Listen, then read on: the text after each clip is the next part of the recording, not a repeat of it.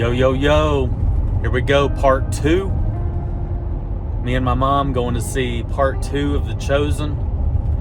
And yeah, I'm not going to make this video near as long as the last one. I know the last video was long. But we're excited. I think part 2 is episode 3, 4, and 5. And then part 3 will be 6, 7, and 8. So this one's a little bit longer, 3 episodes. I'm on my way to pick her up, and we will check in soon. Here we are again. We're matching in our gray. We are ready to go. Part 2. Unified. Yep. Mom surprised me. She got in the car and gave me a magazine, TV guide, The Chosen. The Last Supper, Jesus breaks bread during his final meal. Season 5 key moments. Really cool picture on the back. Is there anything about it? Have you read it? I have. I've looked at it. It's a different side of Jesus. You know, that's all of season 5 is showing us now yet another side of Jesus and his thoughts and actions towards, upcoming events. Yeah. Yes. Well, cool. We'll definitely be checking it out. It's very relevant right now. Yes. All right, we're heading there. We're heading to the movies. Finally, a normal sunny day. Great day for a movie. It's been storming off and on throughout the week. But we don't know what it's going to look like when we get out. Tornado warnings. Yeah, it's supposed to rain later. But yeah, just every day it's been something, it seems like. Well, this one's a little bit longer. Like I said before, it's episode 3, 4, and 5. I think it's just under 3 hours. So, yeah. And It then goes by fast. it does. And then part 3 is, I think, just over 3 hours. So, but yeah, we're about to walk in. Y'all know. I mean, after watching the last video, you know how this works. I don't know what I'm going to be able to record that's going to be much different. I'm enjoying my gift. Yeah. So, I'll get some clips, but we'll just probably talk to you after. See ya.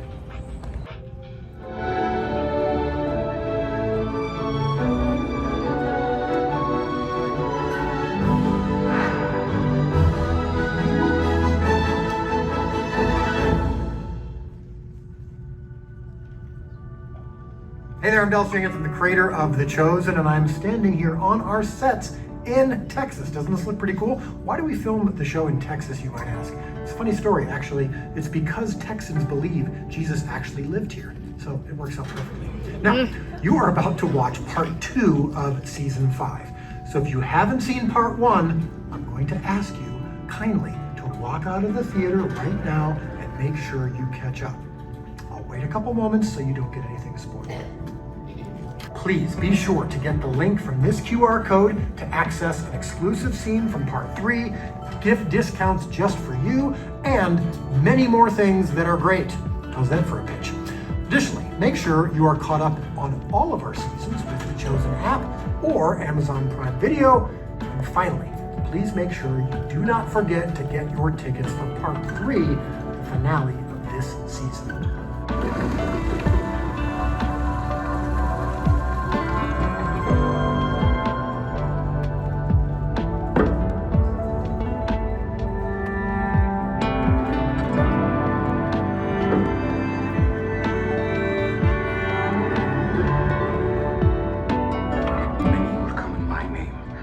Saying, I am the Christ, and they will lead many astray.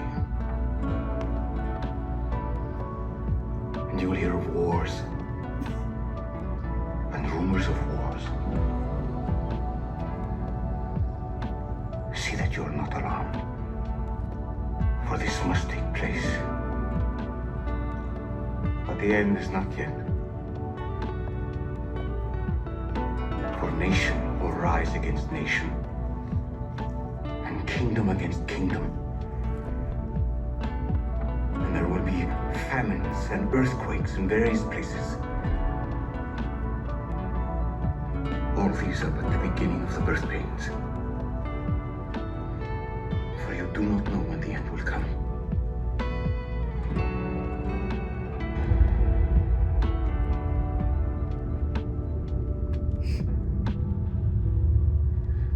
Tell me, Son of Man,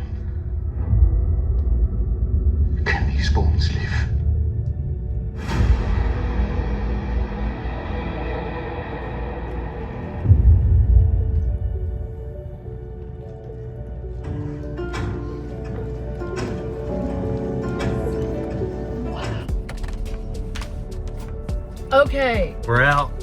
Okay. Part 2. Check off the list. Well, I've known this story for a long time, but I've never had the opportunity or really taken the opportunity to kind of look at it from each person's perspective and their feelings. And that's what these 3 episodes, I thought this is what it was about. And so it gives it a whole lot of depth and a whole lot of layers. But I guess if I had to summarize, the things that just came to me the most was how people then and people now still want Jesus for the most part on their terms. I guess that's self. We want Jesus on our terms, but Jesus wants us on his terms, which is far better. And it's always been a little puzzling to me how the people could turn that quickly. And obviously that was all related to the fact that he endorsed, for good reasons, the same reasons that we live every day, why people should pay taxes. And so it was obvious, painfully obvious, that the people were at that time were looking for a political Messiah. It really wasn't about anything else other than themselves. Again, just defining Jesus for what they wanted. They had this idea that the Messiah was going to be a political figure, somebody that would rescue them from Rome, and that's not the way it was going to be. And so you could see by the disciples' reactions, it takes a tremendous amount of trust and faith, exercise of faith, to believe that Jesus was the Messiah and is the Messiah. It just doesn't change today. And I guess the other thing that really touched me was the scene with Jesus with the women, and how he went around to each person and he showed gratitude and thankfulness for what they had done for him. And there was all kinds of different scenarios. And it says to me that he never misses anything that we do for him out of love.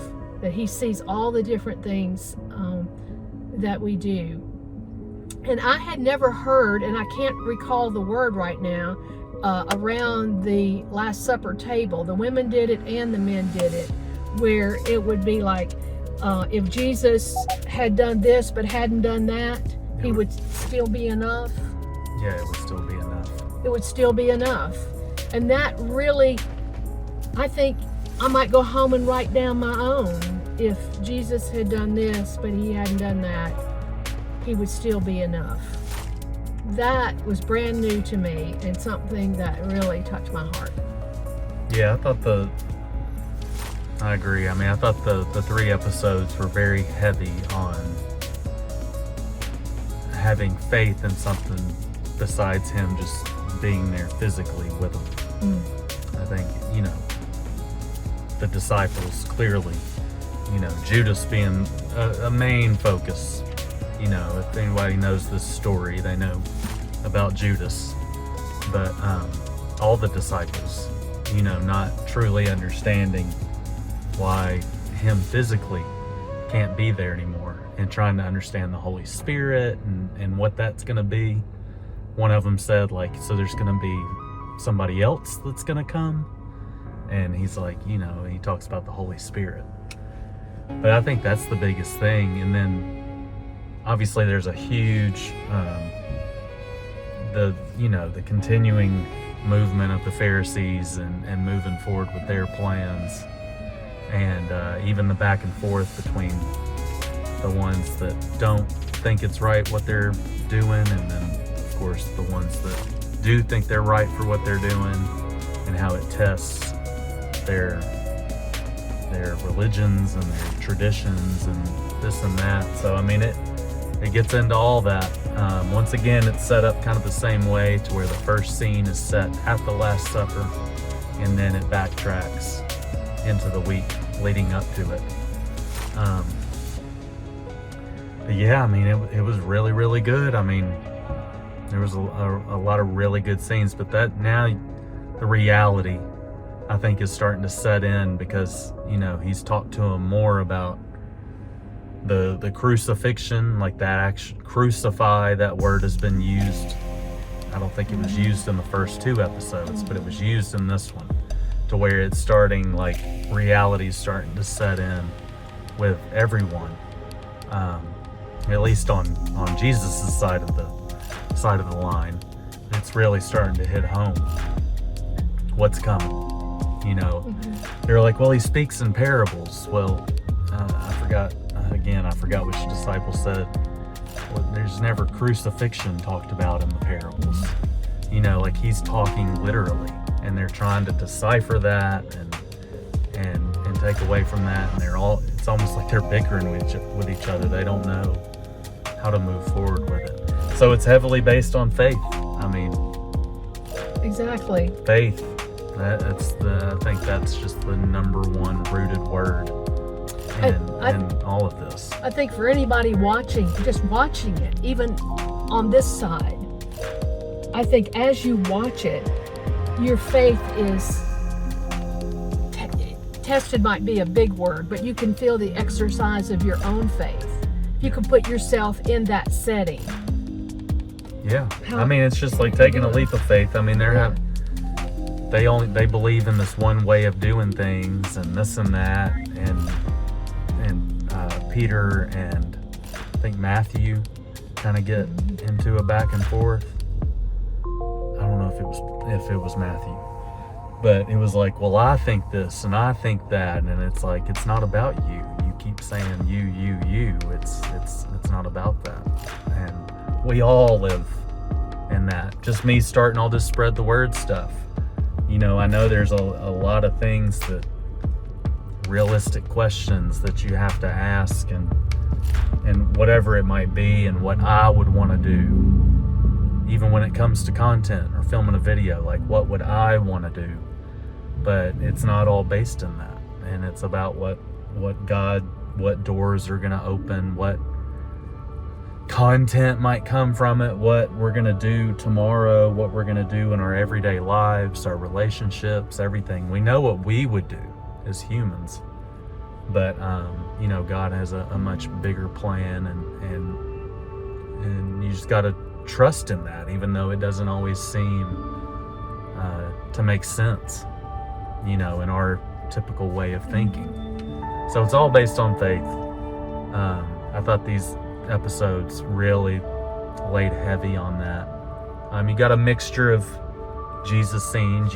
It picked right back up from episode 2, which I'm not going to spoil anything, but you see angry Jesus a lot, you see loving Jesus a lot, you see sad Jesus some, you know, but it's all just continuing to lead up to, I mean, what everybody knows. So, you know, it just like it kind of leaves you on a cliffhanger. There was a character that was brought back in that, if you know the story, obviously he's part of it, but we haven't seen him in a couple seasons, and that was kind of the cliffhanger that they left it on. It brought applause from the audience. Yeah, That's all we'll say. yeah, it didn't happen. That didn't happen on part 1, but this time everybody clapped at the end. But you know, Jesus asked, I believe it was Peter, and I forget which episode, but you know, he asked, who do you say that I am? And I think at the end of these 3 episodes, that is still the question. Who do you say that I am? Whether it be to the entire Jewish community, whether it be to the 12 disciples, whether it be to the Roman community. And the same question comes to me as I'm watching, Jimmy Lou, who do you say that I am? And that is the question to everyone. Who do you say that Jesus is? I think that's a good question to end it on. Well, Okay. that's part 2 kind of wrapped up. We're about to go meet, my dad's joining us. We're about to go eat dinner, and a week from now, I think that's the 12th, Yes. April 12th, will be part 3. same time, same place. With it'll be the finale. Can't wait. Yeah. Can't wait. So thank you for watching. Hope you'll go see it. Yeah, definitely go see it. And I don't know what the setup is for when it's all going to be released on Amazon. You know, just it might already be available. I've focused so much on the movie theater side of it, I haven't paid attention to when it's streaming. I think they're doing something on Easter weekend to where you can go watch all of them. You know, it might be like an intermission to where it's like That'd be great. like a 6-7 hour Marathon. I think that might be a thing, so look that up. So if you missed this run of it, you might have that as an option. So just look it up. I'm not really sure. That'd be great. All right, well, that's it. Spread the word. Spread the word. Peace.